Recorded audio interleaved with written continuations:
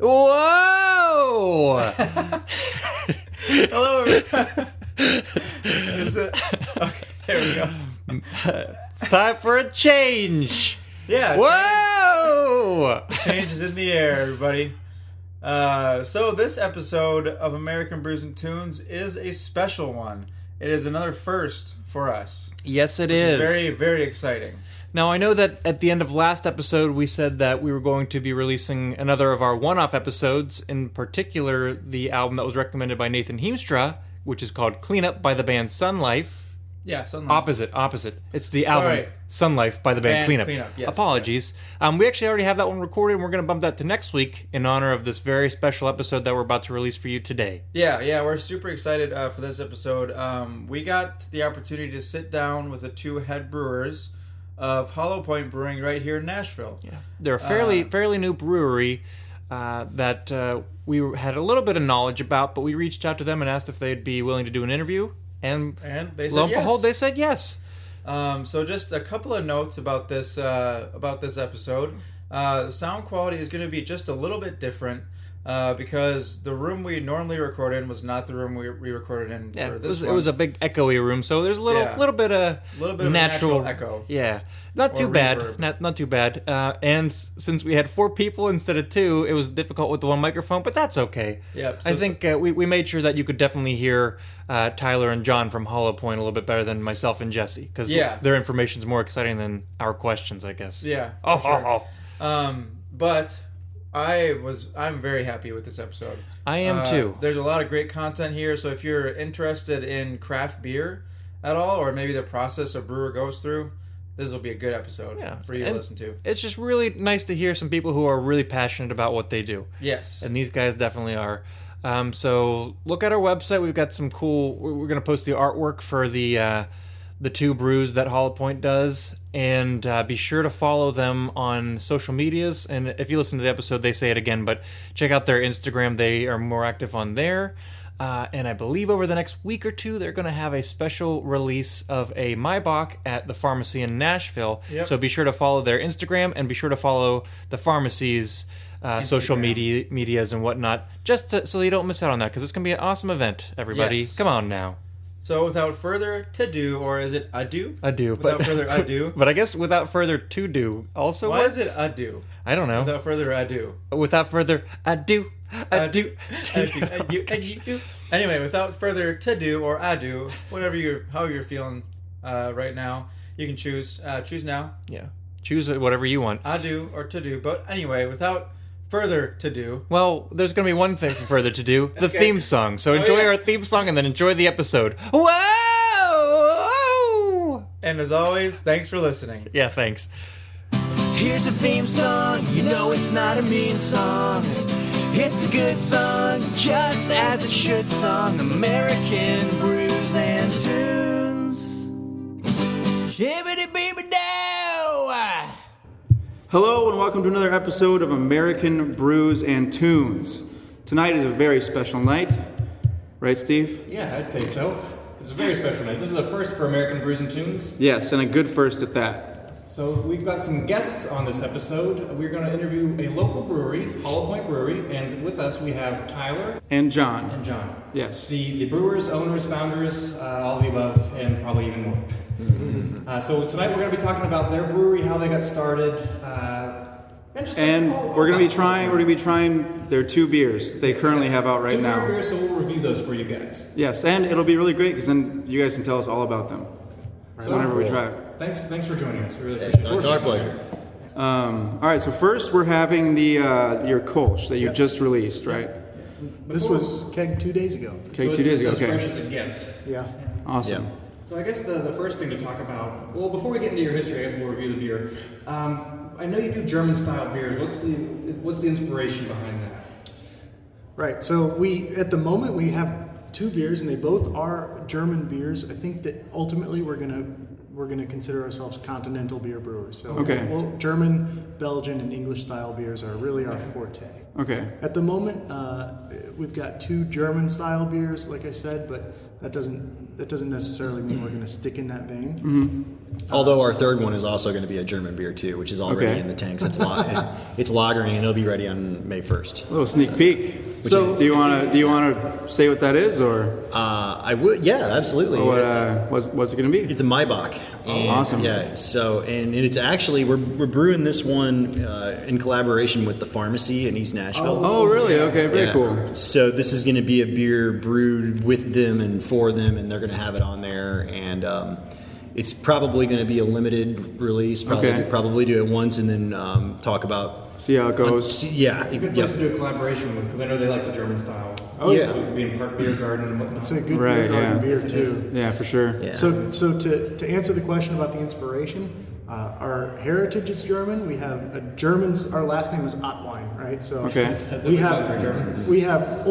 only one Ottwein family, and there's the American side and the German side, who actually I just got the pleasure to visit recently. So yeah, I saw that on your Instagram page. Right. That must have been pretty cool. It was awesome. So we're deeply rooted in German culture. John's been how many times? 10 times. 10 times. Okay. I just Awesome. went my 7th time. Mm-hmm. So and it's not all beer research. We like we like the whole culture. Yeah, absolutely. Yeah, for sure. I think a lot of what happened personally for me anyway is that when you first start drinking craft beer and figuring out what it's all about, right, and kind of going through the motions and of discovering different beers and stuff, I didn't start with German and Europe with German specific styles. I kind of started in a Belgian kind of phase, and then I went through a bunch of different interests and started brewing different styles and stuff like that. And basically, I've come back around to German beers as being something that is the most inspirational to me personally. And so yeah, it's what is for me, it's what I want to drink. Right. And I think that they're some of the most difficult and subtle beers. At least in Germany, they've got the purity laws, so they having the confines of only being able to use water, yeast, malted barleys, and hops, nothing else. So you got to find ways to make that everything clean and make it stand out somehow. So it's it's you know what, it's mostly technique that makes German breweries stand out from others. Yeah. That's a fact, because when so they were restricted back in the day, hundreds of years ago, and so they really focused on what can we take these 4 ingredients or 5 ingredients rather, and how can we do this the best possible way and make it better than the next guy, because we can only use these things. And so they had to really hone in and refine that technique. The best ingredients. That's right. Yeah. Have the best techniques and everything. Yeah. Germans have been really concerned with quality for such a long time. So long so that the original German purity law or Bavarian purity law did not mention yeast because they didn't know what the hell it was. Really? So, and they were already writing laws about how you can make beer and how you can't. Yeah, definitely a rich history in brewing in Germany. No doubt about that. Yeah, so that's something that we're proud to try to take over here a little bit. There are some German styles made in America, but I feel like it's underrepresented for how culturally important it's been in beer. And so we're excited to sort of bring a Munich Dunkel made the classic way, and bring a Kolsch now, and like John said, we're gonna launch a Maibach soon, and we're excited to do those without adding anything crazy or doing anything nuts. Doing any like the gimmicks or anything like that. We want a pure expression of what German malted barley can taste like, and German noble hops.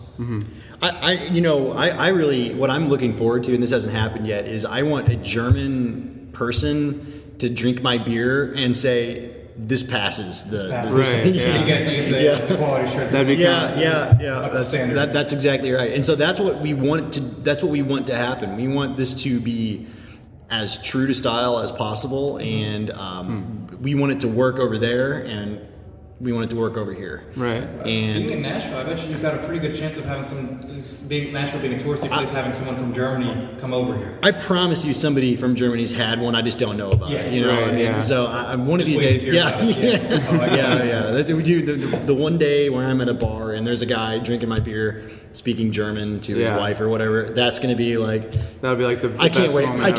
can't wait for that to happen. Yeah. Yeah, Get the nod of approval from a German. yeah. That would be awesome. That would really mean a lot to me. That would be amazing, yeah. Absolutely. So, from my understanding, at least going back to the first beer we're having here, the Yep. Kolsch, I really don't know too terribly much about Kolsch's, other than I know they're brewed in Cologne. That's their, I guess their local style of beer. Yeah. Like the alt beers from Dusseldorf, I believe. Is that Yep, correct? that's Alt beers, right. Kolsch is Cologne or Yep. Cone. Yep. Yeah. Specific, yeah. Got those other than umlauts. that, I only know what they taste like. They're usually really kind of light and crisp, and they're very subtle.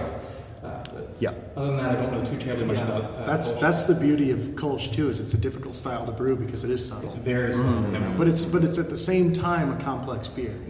So there are a lot of different parts at play, but they not one of them smacks you in the face. You know, that's Yeah. the nice part about They Kolsch. meld really well together.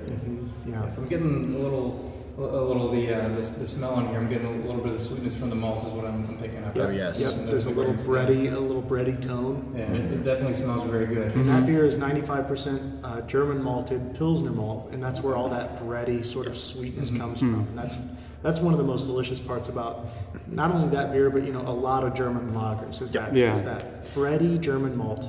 Yeah. It definitely smells And very refreshing. That's exactly what you don't get with most American beers. Yeah, Yes. American beers, even the lighter beers that are meant to slam are generally either hop forward or some sort of spice forward or something, Right. whatever else. But having malt be the star of the show, It's got to be some good malts. Yes, that's 100% it's right. got to be yeah. good malt, and when it is, there's something sort of romantic and enchanting about Right. malt. Malt is this mysterious ingredient that is just so old and so wholesome and hearty. I love malt.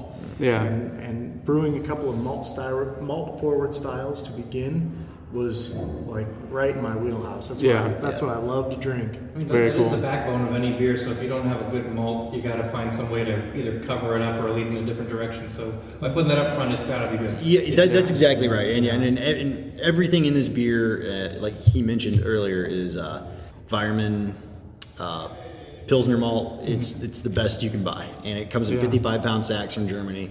And the hops are all German as well. They're all Hallertau hops.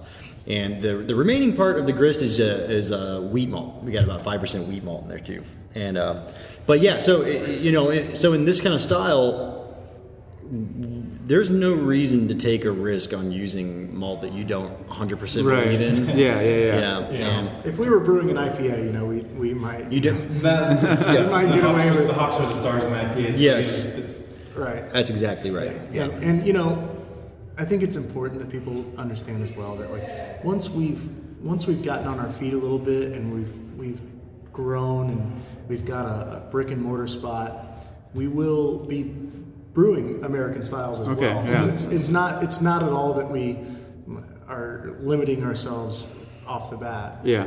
We want to leave room for creativity, but right now we're being very deliberate with every release. Right. I We feel want like that's everything to build a certain kind of portfolio Yeah. and for our brand to make sense to people Yeah. rather than rapid fire slinging beer styles out into the market.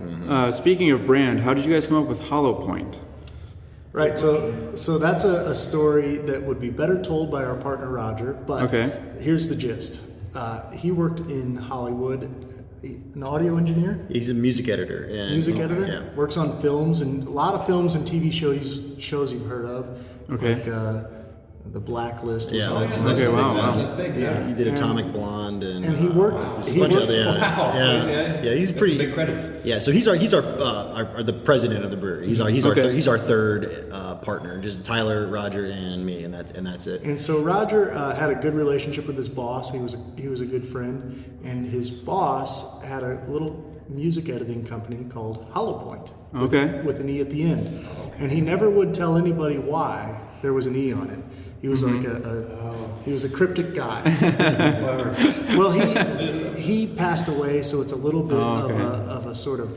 It's an honor. He's honoring his buddy and his old colleague. Yeah. So when people ask us why is there an E on the end, we'll never divulge the answer. But you guys do know? No, we don't. Oh, okay. Okay. He never told anyone. Never told anyone. But but we do think of it with the E at the end. We do think of it as like a place. Yes, it becomes more of a place. Yeah, for sure. Yeah. So it's a sort of in my mind sort of a serene place. Okay, nice. Very cool. Yeah. Before we go any further, I know you've already finished your beer, John. Yeah. You've got a little bit left, Tyler. But we like to do a little saying, a little motto when we cheers our beers. Yeah. So on our show. With left of our coach, maybe we can do that real quick. Yes. Yeah, sounds good. We invented a word that we cheers with, and I'll let Jessica. The word is shibbity beepoo dow. I don't know how you came up with. We were just. I don't really know either. We were just rambling. We were recording with one of our bands, and he was just talking to the microphone, and some. That was my check word, stuff. apparently.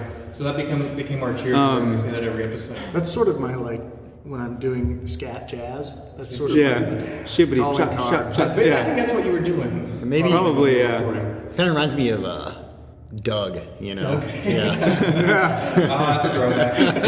Gosh. So let's give a little cheers here and then talk about the taste of the beer, maybe. Yeah, sounds good. Shibbity beepoo dow. Cheers. Cheers. So why don't you guys tell us what we should be tasting in this beer? I think you kind of already touched on it at the beginning of the episode a little bit. You said bready malts.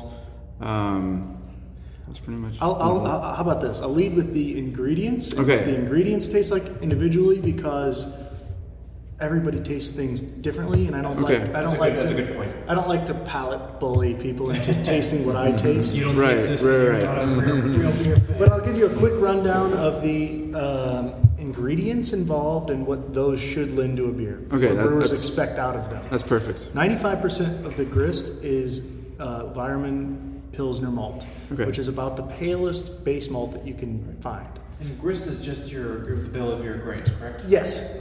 Grist is just, it makes us sound cooler than. It's by using those words, you know what you're talking about. Yeah. Now you know you're talking to a brewer. Grist and wort, right? Yeah. Wort. Yeah. See, you guys are there. We've done some home brewing, but that's about it. And so the other 5% is white wheat, and I think we touched earlier on what Pilsner malt tastes like a little bit. It's a light breadiness, but it's really a subtle malt, but it somehow in a glass it packs a nice punch, a bready, sweet sort of flavor. Yeah. How common is it to use a wheat in a non-wheat beer? If that makes sense, or if that's not a dumb question. So it is common to use a little bit of wheat in a Kolsch, and even Cologne breweries will use up to 15 or 20%. Oh wow. Okay. But so just to backtrack, we were talking about the purity law a little bit. Yeah. And according to the purity law, if you make a wheat beer in Bavaria, it's got to be at least 50% wheat. Okay. That law doesn't apply in Cologne. So they can just use, 5-10%, whatever amount. Okay, so that's what really differentiates between the different areas in Germany. Well, it's one of the things that makes the variance, possible region to region. Okay. Yeah, because I mean, they actually had to revise that law because it basically said that if you drew a Hefeweizen or something like that, then it doesn't adhere to the purity law. Therefore, you can't brew it. So they finally said, well, it's a traditional style. We'll make an exception for wheat. Okay. Yeah. So wheat wasn't just like out of left field. It is. Right. It is a traditional ingredient to use. Absolutely. Yeah. Okay. And that's it for malt. Nothing to it. It's a really simple grain bill, and it's a really stunningly malt forward style, and it's really like a celebration of malt. Right. Now, if you compared it to Helles, it's a lot more bitter. But because the Helles lagers they have that sweetness to them. Yes. Yeah. And this I'm getting a sweetness from the malts, but not like I would for Helles. Yeah, it's definitely a very different sweetness. The difference is that in Helles, you've got basically the same grist. Probably it's 100% Pilsner malt, but it's not balanced back by as much hops as what we have here. Right. Okay. Yeah. So yeah, we have. I would say that there's definitely a little bit more in this one in particular. There's a little bit more bitterness than you would normally find. This Okay. one's Yeah. 25 IBUs. IBUs. Yep. Oh, wow, that's actually more than I would have guessed. Yeah, absolutely. You know, it's amazing what balanced beer That's- tastes like. Yeah, because I catch a little bit of the bitterness, but I wouldn't have guessed 25. What it does for us Yeah. is cleans up the palate and Yeah. it makes it a more refreshing beer that you could drink more of. Yeah. And I think it balances it so well that you can just like guzzle it. You know, Yeah. I find myself having to kind of like hold back a little bit because I mean that there's a hop flavor in there that's very, very subdued, but it just balances the whole thing out and rounds it out so Yeah, nicely. yeah. Yeah. For This, sure. this is a winner in my book. Thank you. Yeah, I say so as well. I mean, it's got a lot of. I'd say it's a really good, refreshing, crisp beer. You could have this. You could have this indoors Any really time of the easy. year. Yeah. Well, We'd like to get into cans here, pretty soon and Yeah. take it out on the boat or whatever. Yeah, that was one Right. question we had for you if you guys had plans to can. or- Can or bottle. Initially, our plan is to bottle soon, really soon, because it's Like easy, within it's 5 or easier 6 for us weeks. with our setup Okay, right wow. now, and we're of course brand new. Yes. Yeah. And we're not loaded with money right now, right? So, By saying so brand we're doing new, what we your- can do. Your operation started. Is it Our first keg was sold December 15th of 2017. Oh wow, that's very soon, very less than recent. a half year? yeah. No, far less. I mean, I would say that 4 months. Yeah. And That's this very Yeah, really new. this yeah. Kolsch is the first beer we've released since that day. So we only have 2 beers. Wow. Yeah. And this was released Friday to a couple of bars, and it will be released on Monday to the rest. Okay. Yes. So I mean, we are really babies right now. For any of our listeners who are in Nashville, where can they find your beer? Yeah, so we try to maintain between 15 to 25 counts at a time, and right now some of the ones that come to mind, you can find the Dunkel at Pharmacy in East Nashville, Von Elrod's right by the Sound Stadium. The Flying Saucer carries both the Dunkel and the Kolsch. What else, John? Smoker's Abbey in East Nashville on Gallatin Pike And- has both beers currently. And you can always find the Dunkel at 5 Points Pizza. Very And cool. by the way, that is an incredible pizza beer. Yes. It wasn't Really? brewed to go with pizza, but it But it works. sure though. seems like it. Man, it works great with the chewy crust of that pizza. Oh yeah. I mean, Yeah. it goes really good with a bratwurst. I can tell you that. Yeah. Because I did have it at Von Elrod's. Yeah. I had a full liter of that one. Oh yeah. Part of the reason Very nice. Heck part of the yeah. reason for launching with the Dunkel was for its food versatility. Yeah. Yeah. Yeah. Yeah, and it was seasonally appropriate as well, and it just happens to be one of our favorite types of beer, and so and we wanted it was sort of deliberate.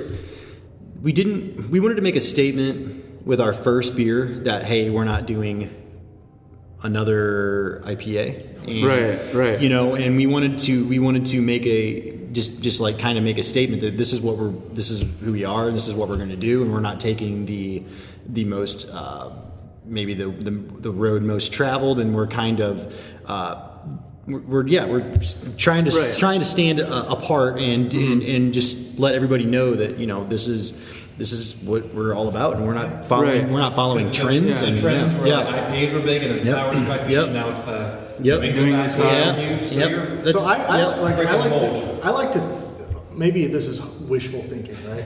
But I like to think of the beer trend movement, how it changes year to year. Yeah. I like to think of that as like a macrocosm of what I already went through as a beer drinker, right? So I started drinking like whatever Blue Moon and Lime, Right, yeah, Lime what and is- Coke, yeah. when I was in high Easy school. beer to get into.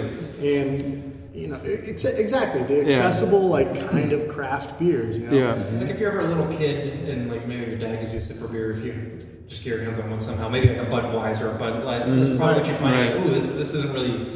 Because I remember having sips of beer, like my dad would give me Yes. as like a 5 or 6 year old, and I was like, that's disgusting. I hate that. But then when you try a Blue Moon for the first time, like beer can taste like this. What's this? Yeah. Right, so I started there, and then I worked into IPAs, and then IPAs couldn't be big enough or hoppy enough. For Right, a yeah. while. And, Yeah. and then Imperial Stouts couldn't be boozy and barrel aged enough. Yeah. And then sour beers couldn't be sour enough or oaky enough. And then I pack more flavor in, right? right. Yeah. And then I came back down to earth and I said, dude, I just want a beer that I can just drink. Right. Yeah. I just want a beer that I can drink 2 of, Yeah. for God's sake. So Try having 2 of the I really- 120 minutes. Oh gosh, no. right, and I really like to think that that's a microcosm of what's happening overall. Yeah. and that eventually people are going to be like, wow, you know what? I really just want what Hollow Pointe's making. Drinkable beers. Yeah. Drinkable beer, yeah. That's exactly right. Because I mean, in our minds, we are doing this in a way that makes us really, really, really proud.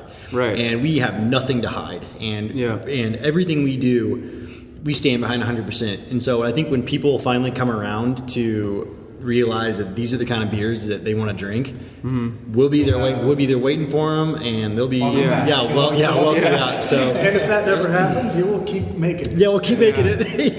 Yeah, I mean it's pretty clear that you guys are really passionate about this, which is good to see. For me, like meeting 2 guys who are brewing beer as a very new brewery, it's really nice to see how passionate you are about beer and about like what you do as well. So that makes me excited for the future of Hollow Pointe. Absolutely. Thank you. Obviously, well, to switch gears real quick. Yeah. Obviously, you guys have been drinking beer for a while. Yeah. You've had the passion for the taste and figuring out which one. What's your backstory in brewing? Did you start out home brewing? I'm only guessing that you probably did. Ever since home brewing kind of took off, whenever that was, 80s or 90s, something like that, kind of. Yeah, we started homebrewing before we started drinking good beer. Oh, really? Really? Yeah. I mean, before we were 21. Oh, for sure. I mean, well, I might have been close. I might have been close. Yeah, but, you know, I think I was 16.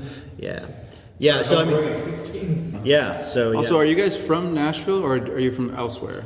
well, we're from the St. Louis area originally. Okay. Yeah, and I've been here for 5 years.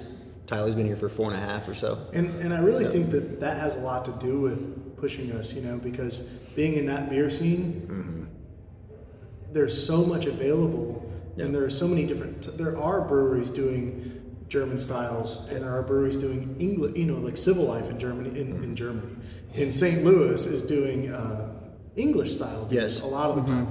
And nobody's doing English style beers. Yeah, but but that place is packed every night. And So- it's one of my it was one of my favorites. So just places to go. being Which place in St. Louis? The Civil Life. Yeah. yeah. Okay, gotcha.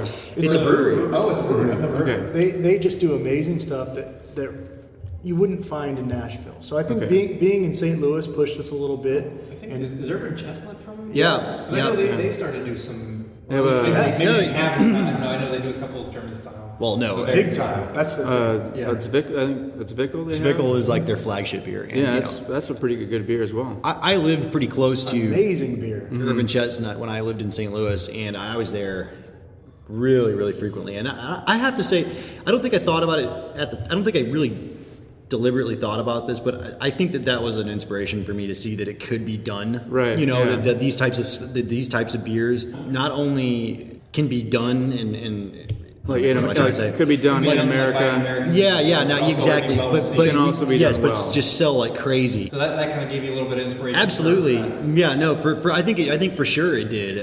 Absolutely, because I mean they're doing something that's really different from a lot of other breweries Yeah. around, and And yet really familiar. yeah, exactly. I mean, these yeah. beer styles are old. Yeah, it's They're old. exactly. Those ancient styles. But it seems like a novelty in the States.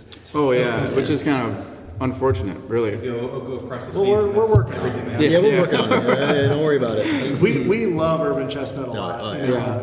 actually, I got married last month, and Okay. our little after party after the reception was at Urban Chestnut. Oh, cool. There you go. And your wedding was at Schlafly. At the Schlafly, yeah. So and Got so married that- at Schlafly. Yeah, which was fun, which was some of the first crap beer I ever.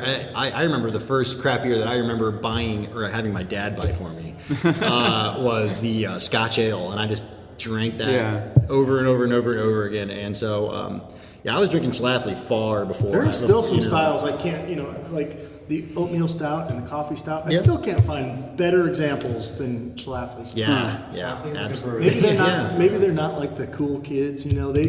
there are a lot of breweries in St. Louis that opened around 2011. Yeah. And they're like the new kids cool, on the you know what block, I mean? Yeah, Schlafly's yeah. been around since 1991, but their beer is still tops. It's really good. Yeah. So being around that environment in St. Louis, is that what kind of inspired you guys to start home brewing? Not really. Or- I think our other brother, didn't he buy a kit or something, and then we just brewed that, like it was like an extract kit, and I don't remember how it happened. I just remember we had extract kit for some reason, and Like just a malt extract? yeah, like a malt extract kit, and it was like there was like directions that you follow. It was a And- Weinstefaner Hefeweizen clone. There you go.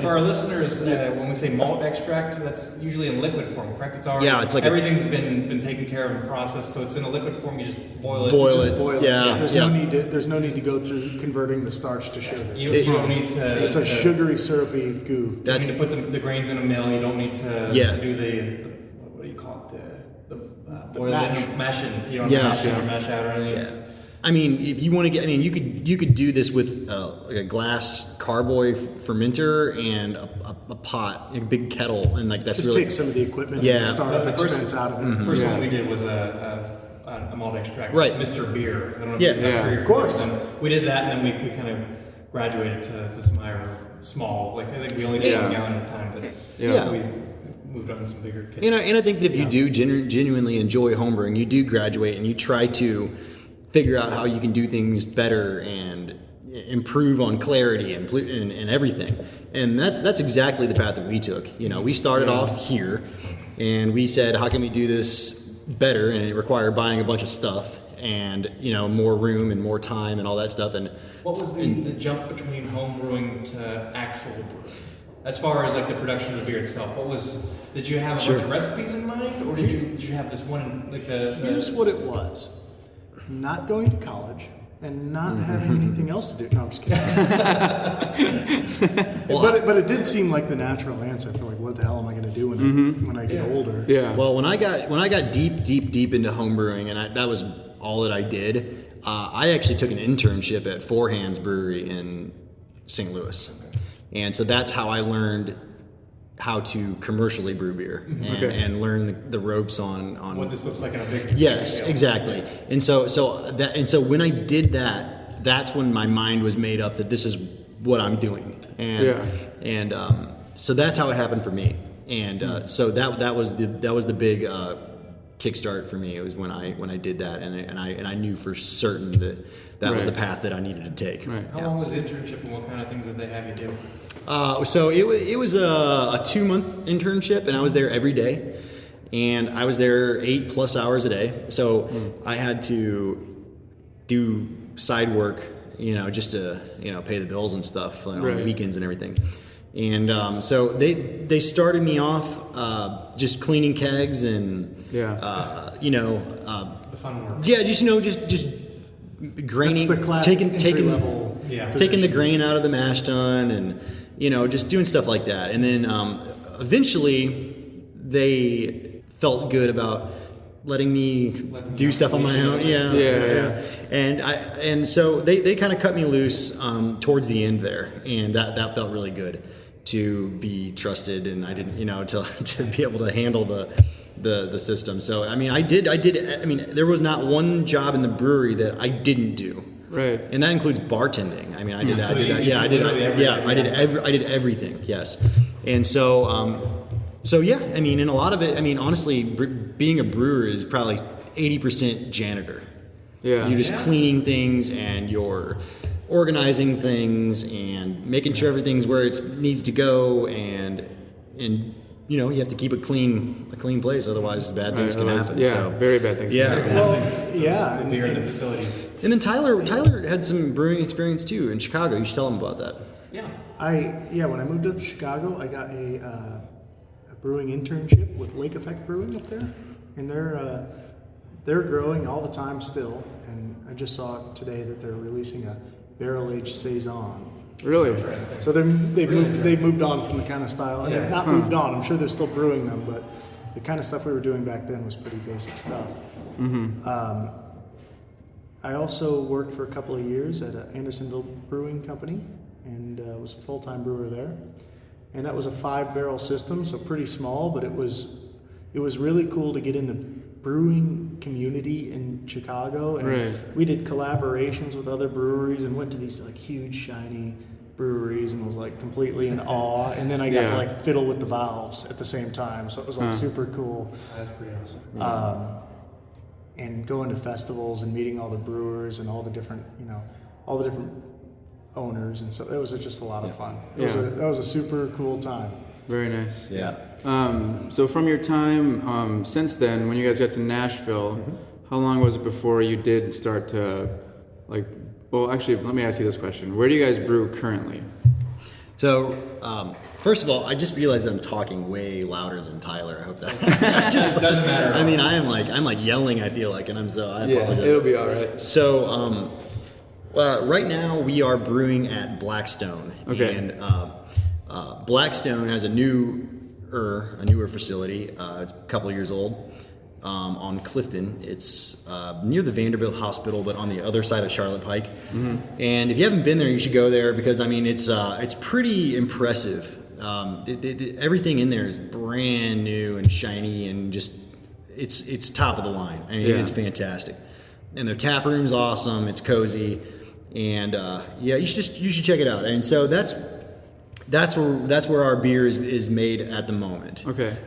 It took us a few years after moving here to realize that was an option, and we were kind of trying to go about opening a brewery in a different way that potentially could have lasted years longer than what it did take, because raising money is really, really hard. And so what I would expect, like if we were, me and Jesse, if we were to start our own brewery, my mind would just think, all right, we need to buy a building. Yes. We need to buy all of the equipment. Yeah. So it wouldn't even scratch my mind. And of course we do, but we've sort of But starting out, you're gonna work your way out there. exactly. Yeah, that's exactly right. So what you just described is what we tried to do for a while, and it kind of got there. It kind of got halfway there a couple of times, and then we had to go back to square one, and it was a little discouraging, and so then we came up with the idea just to talk to Blackstone and just feel them out and see what they had to say about it, and they were totally cool. And it's been a real pleasure, and it's been silky smooth, and the beer that comes out of there is just fantastic. I mean, so we went and had a meeting with them, and they said, "Yeah, we like we like you guys." And then within a couple of days, we went to Bounty Bev, and we said, "Here's what we're doing." Bounty is our distributor, by the way. Yeah, Bounty Beverage. Yep. And Bounty Bev said, "All right, let's do it." And sounds so good. next thing you know, we were firing up the kettle, man. Yeah, so Nice. I mean, so we had this idea in June, and by December 15th, we had beer like for sale. So this happened really, really rapidly. It was nonstop from June to December. I mean, it was crazy busy, but super fun. And Mostly with getting our legalities all in order. Man, we can't imagine all the things. That's the stuff you wouldn't think about when you're going about the process. Yeah, and that's why Roger is so important, because he's an MBA, and he understands. Oh, it's been. Well, let's put it this way: we wouldn't be where we're at right now without him knowing what he knows, because that's not where my talents lie at all with paperwork and lawyers and all that stuff. Yeah. And so that has been immensely helpful, and to the point to where we just wouldn't be talking to you right now if he didn't have his talents. And so and in the meantime, we're having a lot of fun just sort of making beer out of Blackstone, selling beer, going to accounts with samples and building relationships. And at the same time, we're super excited to meet our funding goal and get brick and mortar going. Because that's get the build out going, and that's right, and that's next step. So next step is get a few beers out there, show some sales numbers, climb out of the red a little bit, and try to get a building. And that's I would say we're probably this summer this fall, probably going to be seriously Considering it. like seriously looking for some investments and stuff like that. Oh. And so, but in the meantime, we're selling a lot of beer, and it's going well, and it's really inspiring, so that's going to really help us when it comes to actual time to write checks. That we're not just like, we think we can sell this much beer, we got the proof. Yeah, it's here. Yeah. This is what we're selling. So it's going to be, so hopefully it'll really help out in that way. So, yeah. I think with the, I would say definitely growing craft beer scene in Nashville, I would say that's probably a good place for you guys to be. Absolutely. No, 100%. Yeah. It's definitely growing nationwide. Well, all over the place. Yeah, nationwide, Us all being in Nashville, we definitely see it. Yeah. And so did we. So especially when we first moved here, and there weren't as many breweries as there are now. Yeah. There's still a lot of room. I think people will say that there's not a lot of room, but there's a lot of room. There's always room. Especially when you come from a city like St. Louis that has a fraction of the population, and there's triple the amount of breweries. Yeah. Exactly. And so it can be done, and we feel like that we're doing something that's not even really competing with any other. You guys are kind of in a separate category. Yeah, I mean, almost. The one brewery that I have to tip my cap to for doing really good classic styles is Nashville Brewing Company. Oh yeah, 100%. Really.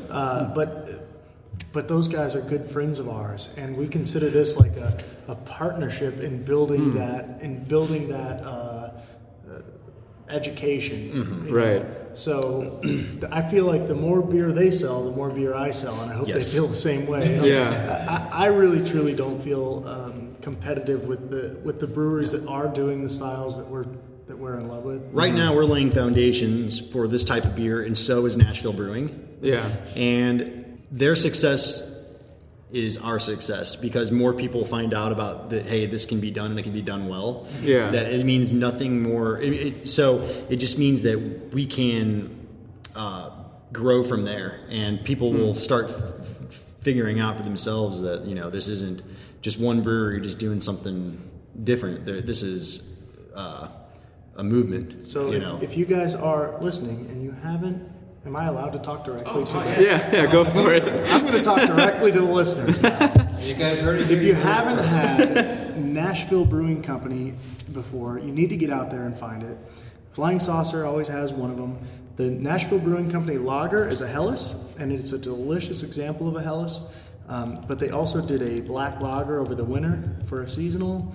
And if you go to the Blackstone Tap Room right now, within the next few days, you'll get their Rausch beer, which is a traditional German smoked beer. Yeah. And it's traditionally smoked with beechwood, and it's intensely smoky, but it's like also intensely delicious. Yeah. So check out Nashville Brewing Company if you haven't yet. Those guys are making really good beer. That's right. Cool. Yep. I'll have to do I that. haven't actually had anything from them, but I'll be sure to check it out. I'll definitely have to. You should. If you like this, you'll like that. Let's Yeah. put it that way. Because you got the right idea. Yeah. We also have Schloss beer here. If you guys would like to taste that. Yes. Let us taste that now. Let's do it. All right. All right. So we are trying your Schloss beer now, and it is a Dunkel style. Yeah, it's Munich Dunkel. It's a Munich Munich Dunkel, Dunkel. right. It's often confused with Dunkelweizen. Mm-hmm. Dunkelweizen, yeah. This is a dark German lager. Dunkel is just simply the word for dark. Yeah. So it's not a wheat beer. As opposed to Helles, which is the word for light. Correct. Yeah. So it's You took German in school, so I know some words. so Munich Dunkel is it's just a dark German lager, and not in any way is there any wheat involved at all. Wow. I want to be very clear about that. Yeah. This is nothing but barley. So yeah, why don't you give us the grist again, or the grain list again? Yeah. So this one is something like 96 or 7% Munich malt. Okay. Again, it's Fireman German malted barley, and the remainder is debittered Carafa 2 from the same maltster. Which is What is It's a that? roasted. It's a roasted Basically- barley. Oh, okay. It's not a malt. It's not a malted barley. It's They a don't roasted malt. barley. They don't malt it. They remove the husk because the husk, when roasted, creates a lot of tannic sort of bitterness. Okay. You don't want that.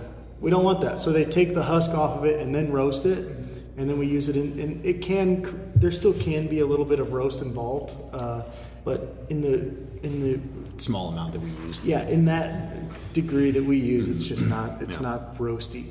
And a Munich Dunkel should not be roasty. I guess we review lots of not a lot, but stouts and porters. So the roasts, when you get a roasty flavor, Yeah, Definitely tell. Yeah, that's for sure. Yeah. Yep. Sometimes you'll find like an American-made Munich Dunkel that might be sort of smoky or sort of coffee-ish, and those are roasted flavors that technically are inappropriate for the style. Yeah. Are they still good beers? Most of the time, yeah.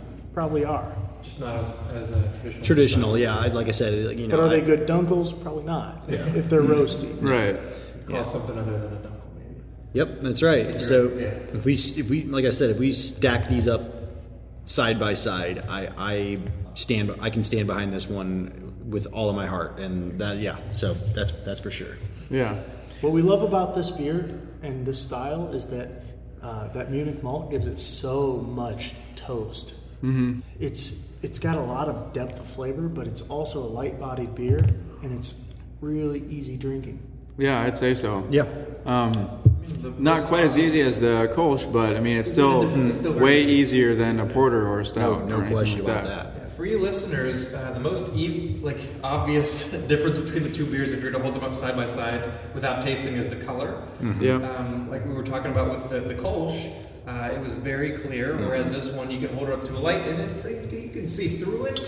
It's a really, really nice brown, kind of almost purple brown. Yeah. Yeah, it's hard to describe, but it's definitely, you can see through it, but it's In the sunlight, it is certainly more of a red than. I mean, you can count your fingers right through it, but this is deep color. It's very clear. There's no.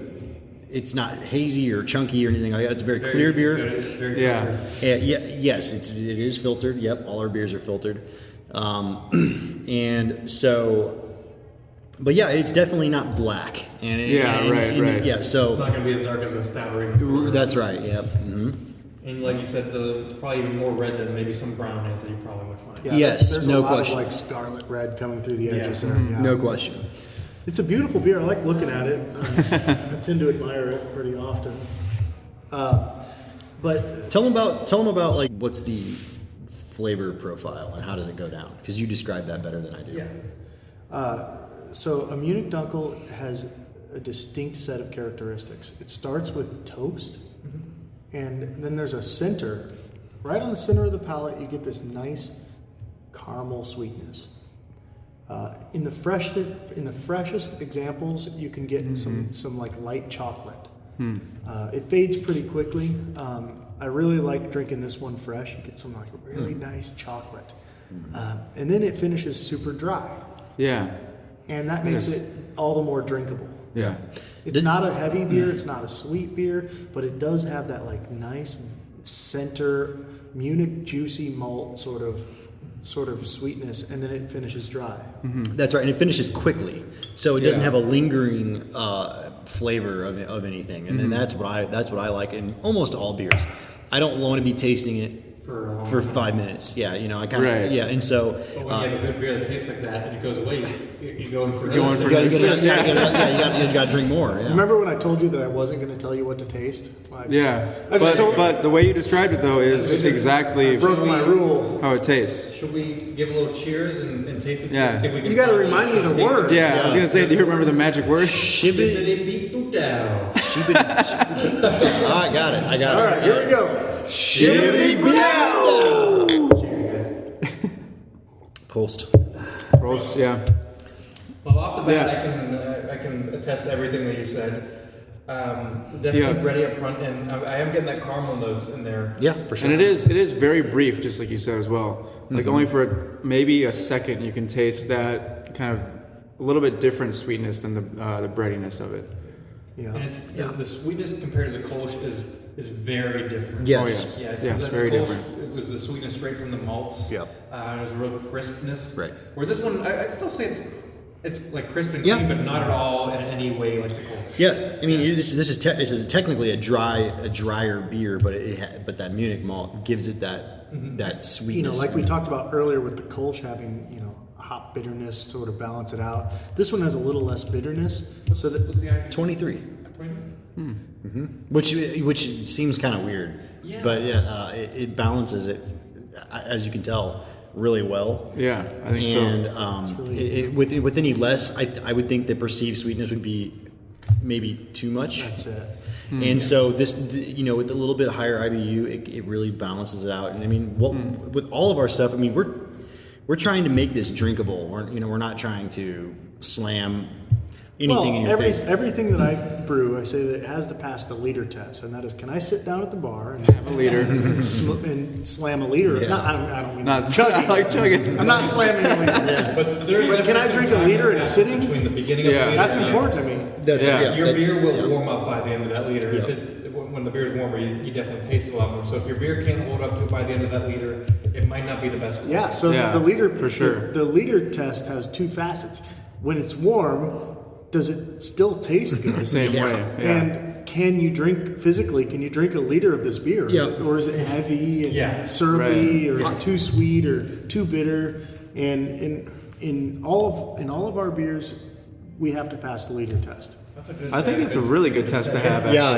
There's not every beer can do that. Yeah, because No, for A sure. lot of beers actually can't do that. And of course, like I said earlier, we're going to play around. When we have the brewery and we're doing our own thing, of course we can make an imperial stout and do whatever barrel else you aging want. or whatever, Yeah. And those beers won't pass the liter test, but our core beers will have to.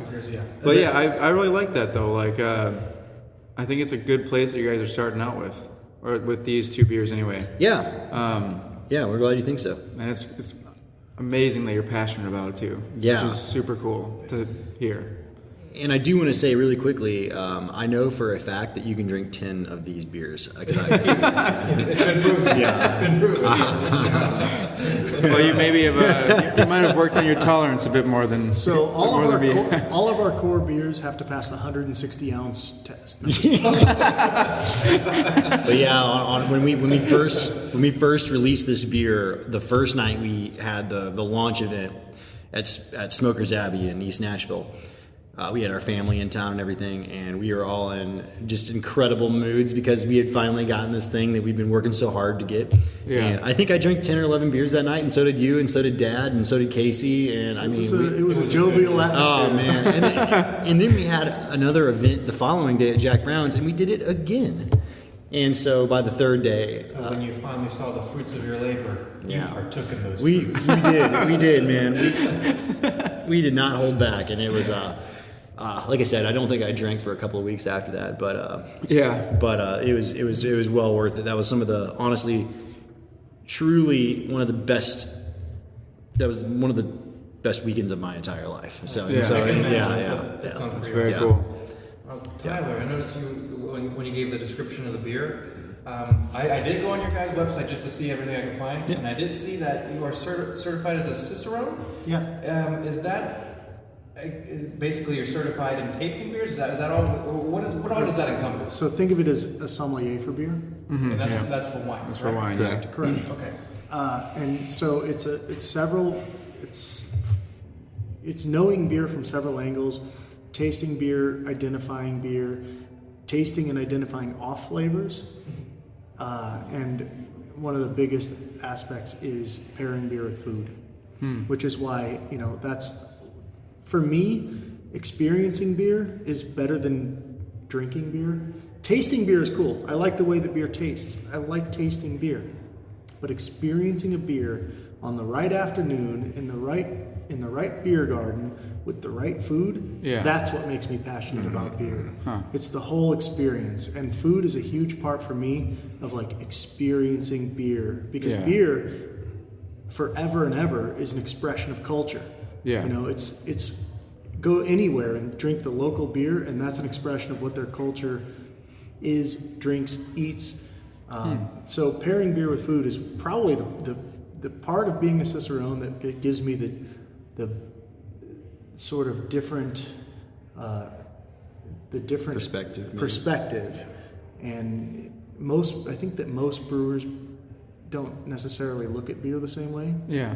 But I'm just in love with like the whole experience of enjoying a beer rather than just tasting a beer. Right. And I think that's where both of us fell in love with beer was in Germany, really, because we have had these incredibly memorable experiences with these new experiences where we are trying different food for the first time and different beers for the first time, and in a foreign place with people we love. Yeah, exactly. It's the same reason that everybody thinks that Yuengling is the greatest beer.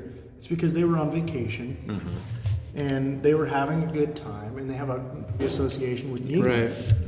And so then, from then on, Yuengling is a wonderful beer that they seek out.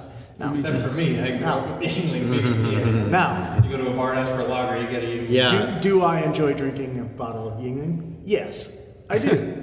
I do, but Looking at it critically and disassociating those memories with the actual beer itself might. I think it enhances your feeling about the beer. Yeah. It's, that makes a lot of sense, actually. I'm not gonna lie. But yeah, I mean, it's been very. I think for me, it's been really valuable to have Tyler work so hard to get that certification because. How do you get certified? Well, you read a lot of books and you make a lot of flashcards. I've been studying beer, passively studying beer, drinking beer, reading, tasting beer and the basic beer books. And then it was about 6 months of like really aggressively studying and taking notes, making flashcards. And that was, I set aside an hour every day to study for it. And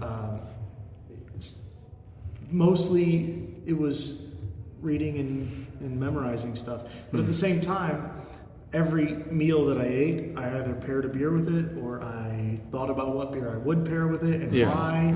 And so for a while it takes over your life, just like passing the bar or anything else. Right. Yeah. So it is a standardized test that you have to take? Yeah, it's a test. It's a 4-hour exam. There's a short answer written section and an essay section, a tasting exam. Oh, really? Yeah, you taste beers. I mean, that makes sense, right? Determine which off flavor, if any, is this, and that kind of thing. Yeah. And then there's a practical, which is you're in a room by yourself with a video camera on you talking about a thing. Huh. Pretty Yeah, intense. Wow. it is, and Pretty intense. yeah, I need to maybe work on that at some point. Our brother just passed the advanced Cicerone, which is a step above in the program and a step below Master Cicerone, which there are something in the teens of. Yeah. Wow. There aren't 20 of them. Our brother has. That's crazy. He's one of 81 at this moment. Yeah, one of 81. Oh my gosh. Is that in the country or in the world? In the world. Wow. Yeah, he's truly elite. That's impressive. Yeah, and so he lives down in Dallas, and I mean, if we want him to be part of this someday because he's such a cool dude, and he knows more about beer than anyone I know. Does he work? He doesn't, he doesn't get paid, but he's already part of it. Yeah. I call him every day. Yeah, we do call him. He honestly, like, I'm not kidding. He really is someone that I call when I have a technical question about style, and he always has the right answer. And so, he's really valuable to us, and so I mean, I hope he can work with us someday. But But yeah, he does work in the beer industry. He works for a distributor down there and called Andrews, and I'll be hanging out with him in a couple weeks, and so I'm pretty excited about that. But he's badass. Less than 90 people. I mean, that is absolutely. I mean, that's just to be able to say that would be, that would be so cool. That's quite an accomplishment. Yeah. Oh, absolutely. I think I'd be able to do that. Oh, I mean, dude. I mean, you have to give up so much. I mean, it's not like just passing a hard class or something like that. I mean, it is. Dedicate yourself. It is huge. And that's why there's so few people that have that, is because people can't do it. They don't have the time. They don't have the time in the resources to fly to take the tests and stuff, because you have to fly all over the world or all over the country. I mean, yeah. Now that we're getting near the end of the episode, so a couple of questions that don't really have anything to do with beer. Yeah. But since we are a part music podcast, will music ever have any aspect in your brewing brewing process, or in your production, or if you have a tap room? Will there be shows or something like that? Well, personally for me, and I know I can speak for Roger as well, but I mean, the guy that does our artwork for our labels is a guy that used to do artwork for our old bands, me and Roger's old band. Yeah. And so we've got actually a pretty long relationship with this guy, and he does artwork for all types of different bands, mostly metal bands. And I did see the artwork for the Schloss beer. yeah, That was him. it's got a pretty. I mean, it definitely has a pretty dark, kind of psychedelic, sort of kind of surreal kind of look to it. But you could also see how that could definitely be like a heavy metal band, right? Yeah. And then that's totally, that was 100% deliberate, and that's just why we chose that guy, because we wanted. I mean, that's who we are. He gives us that sort of like metal edge with a surreal sort of H.P. Lovecraft looking sort of like. Yeah. But with the Kolsch artwork, I feel like he was a little confused when we told him we wanted like row houses with a boat. He was like, what? He told Roger, he's like that's not really normally what I do, but like so I think he's ready for us to get a little bit Back into a little So bit weirder. the cool thing about our Dunkel and Kolsch artwork is that he does that with paintbrush. Yeah, on really. canvas. Oil on canvas. Yeah.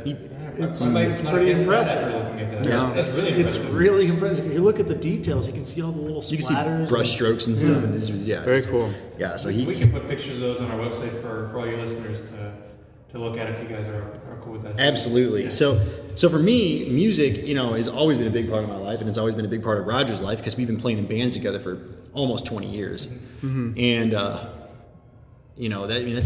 our and it's just that's part of our image. Yeah, absolutely. Artwork and Yeah.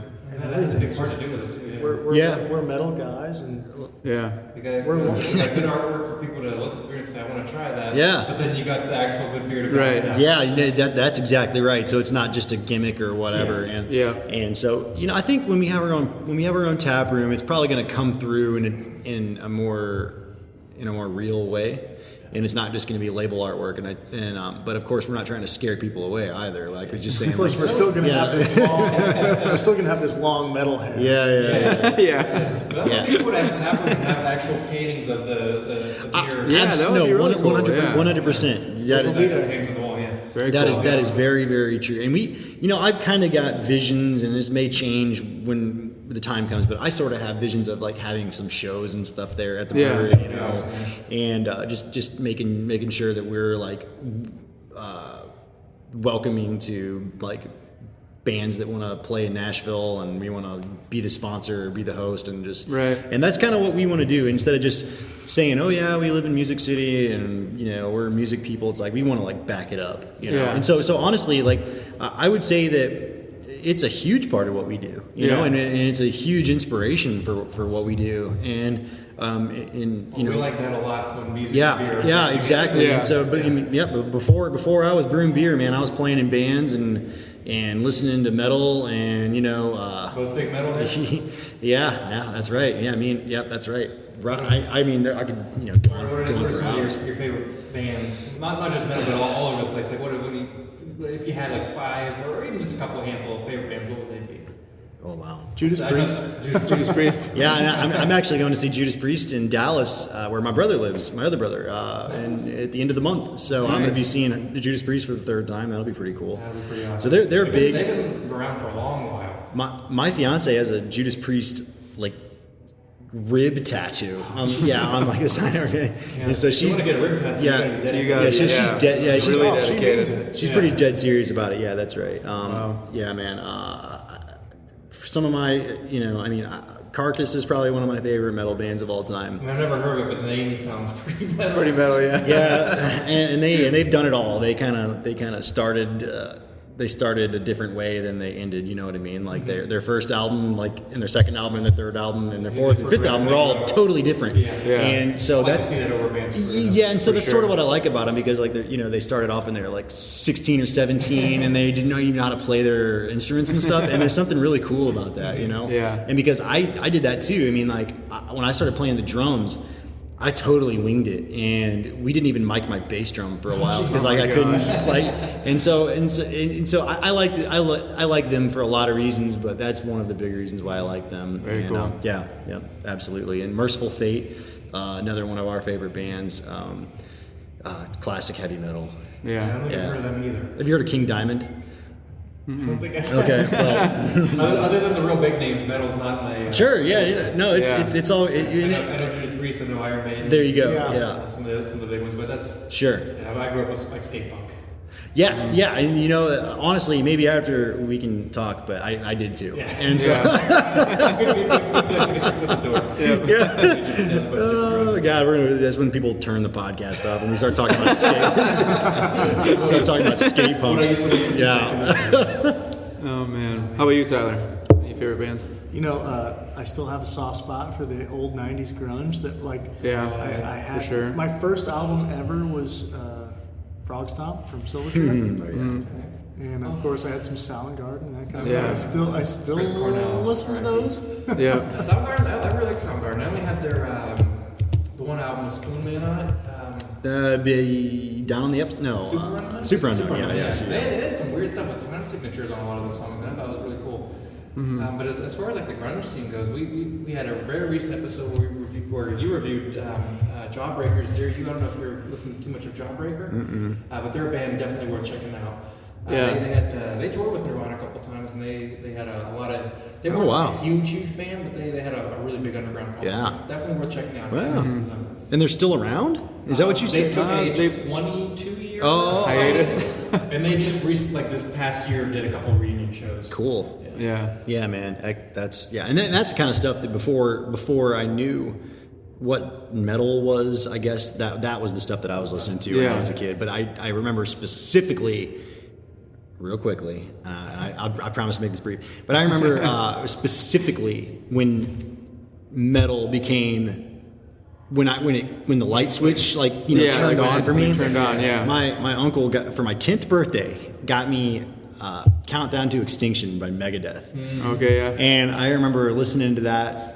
I had a CD. It was the first CD I ever owned as well because I'd never had a CD player, so I had to a good first CD. I had to bum a CD off a CD player from neighbors and stuff. Really? But I remember that album was like the pivotal moment when I haven't turned back. I mean, when you knew. Yeah, and so that was 23 years ago, and so yeah. That's a good start. Yeah, and so to say my first CD was Creed. Well, you gotta see. I still like Creed, but as a first CD, it seems like You gotta see John's vinyl collection. You gotta see expensive. Out of control. Yeah, it's awesome. It's an expensive hobby. We both like vinyl a lot. But It depends on what you like. You can find some for 50 cents. Oh yeah, it's very true. There's record stores where you can find some real gems, but if you're getting new stuff, it's not. Well, it's not necessarily just new stuff, but some of this old stuff, like. You can buy it. You can buy a 50-cent record, but the problem with a 50-cent record is it probably isn't very good. And so, the best quality. Oh yeah, no question. I mean, collecting records is a very expensive hobby, and I'm ready to one day be able to afford it a little bit better, maybe. Because right now, it's like when you buy a record, that's like a financial decision. And for us, beer and music are our top. That's exactly right. So like every time you drink a beer, every time you buy a record, like you got to weigh that out, and so it is kind of hard. But I've been doing it for my whole life, and so I guess and so I just give up personal relationships and financial responsibility. That's right. Yeah, being financially responsible for boring people. Thank you guys so much for agreeing to come meet with us. Oh man, it's been 100% our pleasure. Maybe it's been a lot of fun. In fact, I wish we would have just done a whole thing about music now. And so, it's going to get a little bit in there. Yeah. Next time on Brews and Tunes. Next time, we'll have a part 2 sometime. Next time, we're gonna go over to John's house and we're gonna look at his record collection, and he's gonna tell us how much money he spent on each one. Once you guys have a couple more beer releases, that could always call for a part 2. Absolutely. Look out for early May. Look out for the Maibach. It'll be at Pharmacy early May. We're going to launch that. If you guys want to look out for social media cues, it'll be launched with a firkin tapping, actually. So we're going to have a traditionally cask-conditioned beer. And it's going to be unfiltered. And so it's the only way you're going to be able to try the Maibach unfiltered, because we're going to grab it before it's before the filtering process, and we're going to set it aside and prime it with a little bit of sugar and let it carbonate naturally in the cask. Yeah. And so at the pharmacy, we're going to pop it with a hammer and so Very it's going to be cool. it's going to be a really cool experience. We'll definitely have to look out for that. Yeah, I mean, honestly, I don't know. I think that might be like the coolest thing that we've done to date, and I'm really looking forward to it. Yeah. So yep. For all of our listeners, where can they find you on social media? Instagram, of course. Our Twitter is not very good right now. I don't know if anybody even does the Twitter, unfortunately. I mean, Twitter still seems like it's popular. It might be waning a little bit, but Instagram is going strong. Yeah. So it's Instagram. So is that's probably the best place to find you guys? Yeah, it's Hollow Pointe, Pointe. Yeah. Brewery, not brewing, but brewery. Okay. Hollow Point with an E, brewery. Yeah, and that's on Instagram. Same thing with Facebook, and we are www.hollowpointebrewery.com. Yeah. And that will basically there's links on there to show you where our current tappings are. Okay, yeah. And so you'll be able to follow us where to find our stuff on our actual website. That'll be as up to date as Yeah. And also Untapped, of course. We'll give you our favorite apps. Yeah, that'll give you. That's how I find out where our beers are on tap. Honestly, because our reps go out there, they sell it. Yeah, and they sell it, and I'm like, I didn't know we were on it. Tavern in Midtown or whatever. Right. Yeah. But if you give it a bad rating, we will know. Yeah. Please don't do that. If you have a bad rating, just keep it to yourself. Or if you have a bad rating, tell us why. That's the thing that drives me crazy. Most of the time, bad rating is like it's bad. Well, or they don't say anything at all. 1 star, nothing. Yeah. So constructive criticism, I am so cool with, and but anyway, so that's how you find us online, and other than that, I think that's, like I said, Twitter. I mean, I think we have a Twitter, but gee, even to Christmas. Right, but Stick to the Instagram. Yeah. The best place to find Instagram, I would say, is probably our most updated. But Facebook also isn't bad. I would say Facebook's also a fair. That's pretty good too. But the website, we try to do a really good job at updating where each beer is. Yeah. So we try to update that pretty frequently. Very cool. So once again, we have John and Tyler here from Hollow Pointe Brewery, right here in Nashville, Tennessee. So if you are in Nashville, definitely get one of their beers because they are both fantastic. I have absolutely no complaints. You mean both of us or both the beers? Both. You definitely meant both of those. And then soon to be a third one. And I mean, I don't know if this will be Maibach. released within the month or within a few weeks or whatever. Yeah, So hopefully when you're by the time you hear this, you'll be able to catch the pharmacy tapping, because that's going to be cool for an event, or keep an eye on pharmacy's Facebook. Either way, we're gonna tap a cask. For you guys too. We're gonna tap a cask that nobody will ever get a chance to taste ever again. Yeah. One and done, you guys. We're going to have to You heard definitely... it here first. That's the only time you'll be able to taste it. So if you're not in Nashville, I'm sorry. Unless you want to make the trip down. It's worth the trip. We will mail you some for A modest fee. Yeah, I would say like $200 maybe. Yeah. Worth it. Yeah, that would make it worth it to me to go to the post office. Yeah. Anyway, Tyler, John, thank you guys so much for coming down. Absolutely, it's our pleasure, coming out to the guys. Flying Saucer, which is where we are right now. This has been American Brews and Tunes. We will see you guys next week. Peace. Rock on.